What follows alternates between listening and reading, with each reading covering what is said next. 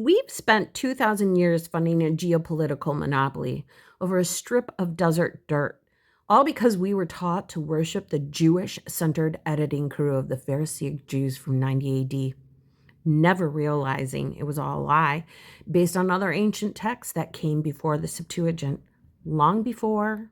Hi, and welcome to my channel. My name is Tristine Fleming, and I am no one from nowhere, and I'm pretty happy about that. I have been following the journey of the Echad versus the Yachid for about a year now, and I have been sharing my journey on this. I have come to a lot of new discoveries, but I've also come to realize that everything that I thought I knew was all a big lie. So join me and let's continue on this story of why we feel it's necessary to give this tiny little country all of this money and all of this support. And why do we think they're God's chosen people? Come on, let's figure this out together. So how did we end up following the Jewish God instead of the peaceful, unifying deity from other regions? How did we end up idolizing an angry, cruel, vengeful God instead of the God so many other cultures were writing about? And we ignored and now call evil or demonic. How is believing in a good, kind, thoughtful, loving God over a cruel, vindictive God that forces us to suffer through immense sacrifice evil or demonic? The story of Jacob is probably the best place to start, even though the flood story was and still is the common thread around the globe. If you're not familiar with the story of Jacob, press pause and read Genesis chapters 25 to 32. The name Jacob means heel catcher or supplanter, literally a footprint for a lifetime of bad behavior. He cons his blind dad Isaac with some hairy goat skins, robs his brother Esau of his birthright with a bowl of cheap stew, and has his mother Rebecca pulling the strings from the shadows like a matriarchal puppet master. It's raw, it's messy, and it's completely unhinged. In order to glean why this story never seems to sit right with believers, you have to realize you're not reading the original Hebrew text. Far from it. Most of the Old Testament was rewritten and distorted by the Pharisaic Jews in 90 AD. It's referred to as the Council of Jamnia. After Rome destroyed the Jewish temple and many Jews began following the way, which was the Christ consciousness that led people back to the unifying source. Jesus knew that source to be called the Echad. That meant one unified family, a spiritual oneness with the divine, not a God, not the God. There is no God per se. Rather, a leading force that guides us back home through Christ. Not blood, not sacrifice, and not by threats of eternal damnation. Christ didn't come here to fulfill any laws, rules, or regulations. That's why the Jews hated him. And that's why, in collaboration with Rome, mind you, they rewrote Jesus' story to fit their narrative, that narrative. It gave the Jews immense power while also giving the Roman political leaders their ability to rule over the people alongside the Jews. I'm sure they didn't realize they were doing that at the time, though. Through fear, control, and manipulation. Sounds like Jacob's story, right? What actually went down behind closed doors in Jamnia? Rome had just burned Jerusalem and leveled the temple in 70 AD. The priesthood was gone, the political structure was ash, and the Jesus movement was spreading like wildfire. The surviving Pharisaic rabbis, led by Yohan ben Zakkai, gathered to figure out how Judaism could survive without a homeland and an altar. Before Jamnia, the ancient world was a wild west of different versions of these same exact stories. We know from the Dead Sea Scrolls that the Essenes had their versions, the Samaritans had theirs, and the Greek-speaking Jews used the Septuagint. Jamnia's job wasn't to change the words of Jacob's story, but to lock down one specific Hebrew lineage of the text, what became the Masoretic text, and declare all other variations unauthorized. They froze the script to prevent further drift or contamination by sectarian groups and early Christians.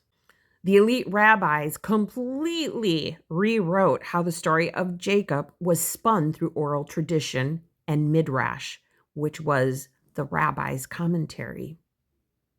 Let's face it, having the founding father of your entire nation being a lying, treacherous scam artist is a terrible look for people trying to survive under Roman occupation. So, the post-Jamnia rabbis, their literature went into overdrive to whitewash Jacob's image. Now, Genesis calls Jacob an ishtam, or a plain, quiet man. The rabbis reinterpreted this to mean he was blameless or a wholesome scholar who spent his days studying in tents. They argued that Rebekah and Jacob weren't malicious. No, they were just helping prophecy along because Esau was fundamentally wicked and unworthy of the mantle. Islam, the Jews' enemy. They couldn't change the crime scene, so they changed the motive of the court of public opinion. The Western world has spent millennia viewing human origins and ancient history exclusively through a single lens: the highly specific, politically motivated narrative of a small Levant tribe's ancestral records. When you strip back the theological armor, Jacob's story reads exactly like what it is: an ancient clan's raw, unfiltered folklore, explaining how they gained dominance over their neighbors, the Edomites, via Esau. It's an origins tale filled with human grit, betrayal, and political maneuvering.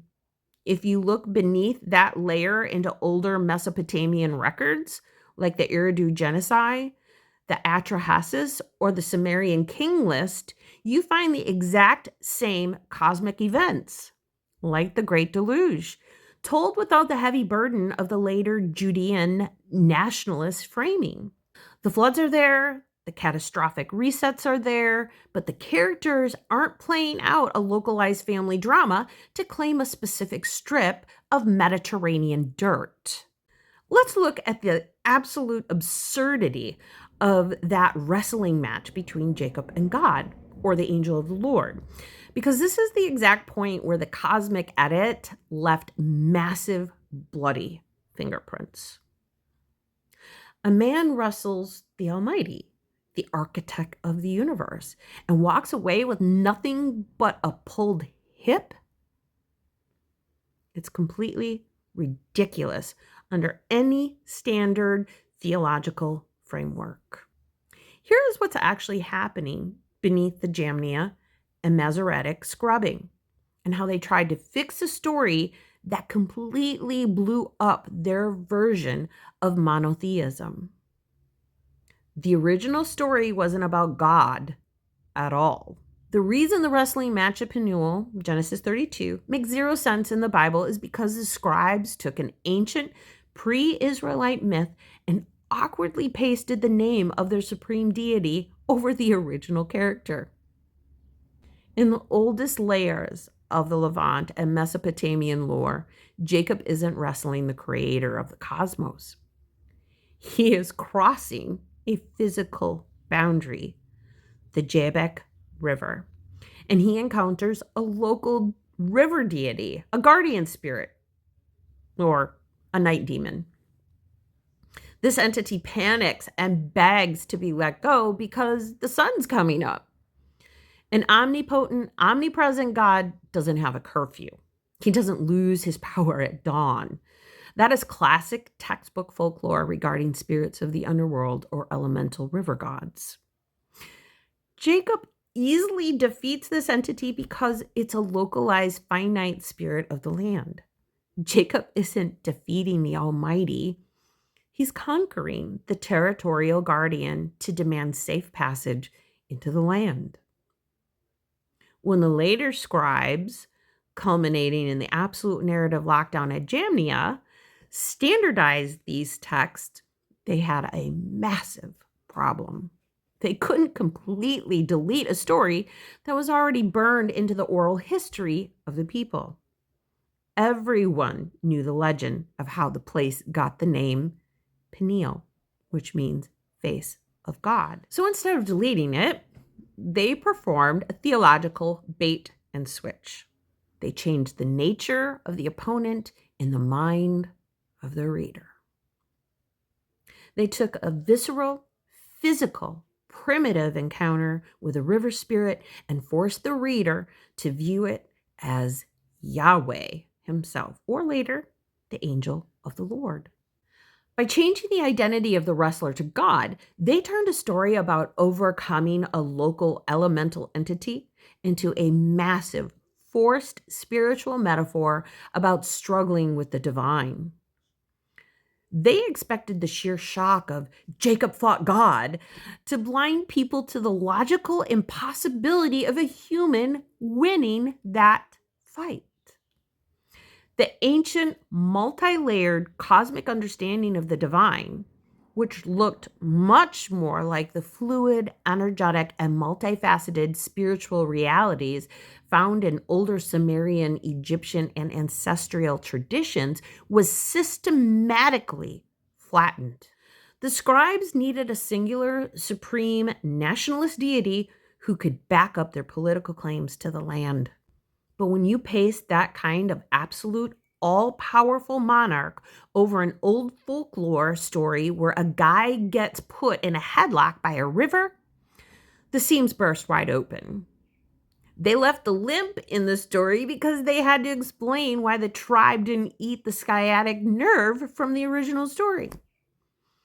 They rewrote, however, the entire cosmos around it to make sure you thought Jacob was wrestling a king on a throne rather than conquering a localized force of nature. It was corporate rebranding of the supernatural, pure and simple. Much like a certain political figure we know all too well today who uses branding and PR magic, aka brainwashing techniques, to manipulate the masses. It's the same concept. It's even the same players or the same archetypes. If the name Israel doesn't mean triumphant over the almighty creator, but instead means the guy who out-hustled the local river spirit, the entire theological house of cards collapses. When you strip away the nationalist rebranding, the true story of how a name became a geopolitical monopoly comes to light. Look at the name itself, Israel. The suffix is El, E-L, the head of the ancient Canaanite pantheon long before Yahweh was even introduced to the region from the southern deserts. In the old Ugaritic and Canaanite texts, El was the distant, benevolent patriarch who ruled over a divine council of 70 sons. By twisting the story so that Jacob receives the name Israel from a mysterious night entity at a river crossing, the later scribes pulled off a massive political coup by hijacking an ancient regional devotion to the high god El. They tied that cosmic name directly to a bloodline based on a physical wrestling match. They redefined the meaning from something likely astronomical or territorial to he strives with God and prevails. You are left with a God who can be physically pinned down to a deceptive, clever human who refuses to let go until he gets a contract. It turns a cosmic reality into a localized tribal property deed. This then became the stolen identity of the chosen. The Western world has been conditioned for 2,000 years to believe that Israel represents a unique, transcendent spiritual lineage chosen by the one true creator of the universe. But when you look at the raw mechanics of the text, Israel is a title claimed through a midnight ambush with an elemental spirit that was afraid of the sunrise. The scribes at Jamnia and the earlier Deuteronomist editors didn't just preserve history, they created a literary monopoly over human origins. They took the shared ancient memory of the earth, the cataclysms, the floods, the shifting of cosmic ages, and funneled it all into the biography of one dysfunctional family line. They made the god of the entire cosmos look like a localized deity who plays favorites, gets into fistfights on riverbanks, and rewards deception. And we like this? We worship this. We defend it. We support it by physically handing over Palestinian land and territory to a people who rewrote history to gain it. We are piercing straight through to the core of one of the largest, most successful psychological operations in human history, who lied and cheated to make themselves look like the chosen ones of God. There are no chosen people. None. And the sooner we realize this, the sooner we can heal, unite, and defeat the real evil we've all had to endure for centuries. When you realize this, you stop reading the Bible as a divine instruction manual and start reading it as an intensely edited, heavily policed political archive. The flood stories didn't begin with Noah. They were lifted from the older, deeper waters of Shurappak and Urak, where the global destruction wasn't about a God being angry at human sin, but about cosmic cycles, resets, and the balance of frequencies between the earth and the heavens. By trapping the human psyche inside the Jacob to Israel narrative, they successfully cut people off from their actual ancestral connection to the cosmos. They traded a vast, multi-dimensional reality for a localized tribal drama. And generations have been worshiping the edit without ever looking at the original. We are piercing straight through to the core of one of the largest, most successful psychological operations in human history.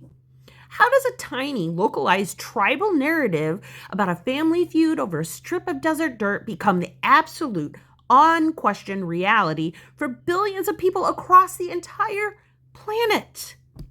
How do you get a farmer in Midwestern America, a school teacher in Europe, and a family in South America to all look at a piece of land in the Middle East as the Holy Land and its historical editors as the ultimate arbiters of truth?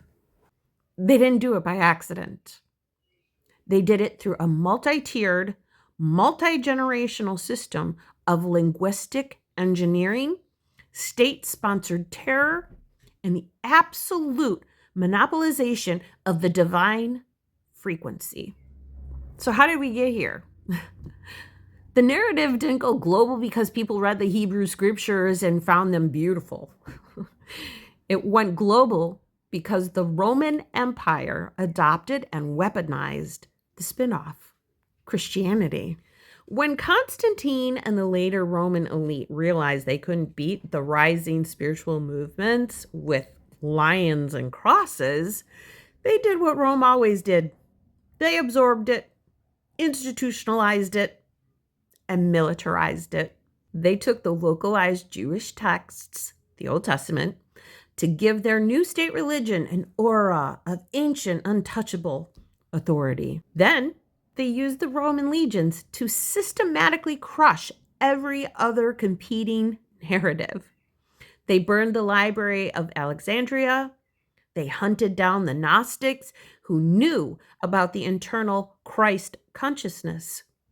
They slaughtered the indigenous ancestral cultures of Europe, Africa, and the Americas, people who still held the original, unadded memories of the earth, the stars, and the ancient floods. They replaced those deep, organic, cosmic connections with a book and a threat. Accept this version of history or burn eternally. To keep the scam running after the swords were put away, they had to program the human mind to police itself. That's where the concept of holy, inerrant scripture comes in. They told the masses that these heavily edited, politically motivated texts were the literal, unchangeable breath of the supreme creator. They attached the ultimate psychological trigger to it: eternal damnation.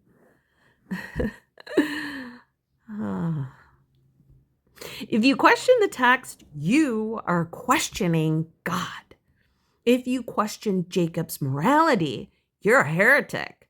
If you point out that the flood stories are stolen and stripped of their cosmic, energetic context, you're working for the devil. By embedding this fear into the collective psyche for generations, they created a population that was literally terrified to look at the seams of the story. The mind shuts down to protect itself from hellfire, leaving the edit perfectly safe from inspection. Makes sense. But then how did we eventually give the Jewish politicians land that the entire world now has to financially and politically sustain? Because let's be real, Republicans hate so-called fraudsters who depend on the government for help with food, healthcare, or housing. Yet, this specific track was sprung on us relatively recently through a massive literary and theological deception called the Scofield Reference Bible, which was published in 1909. Before the late 1800s, most of the Christian world didn't believe they needed to physically hand Palestine back to a specific ethnic group to make God happy. But a man named Cyrus Scofield, heavily funded and promoted by Zionist elite and financial powerhouses of the era, published a new version of the King James Bible. He injected footnotes directly into the pages of the text, claiming that God's covenant with Abraham's physical descendants was still active, completely separate from the church, and tied directly to the dirt of Palestine. For the last century, millions of pastors preached from the Scofield Bible. They trained generations of Westerners to believe that if their government didn't financially fund and militarily protect the geopolitical entity of Israel, God would curse their nation.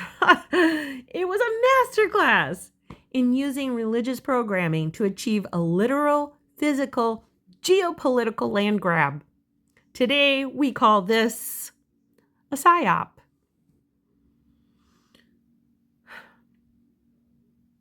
What they truly accomplished was the ultimate theft of human heritage.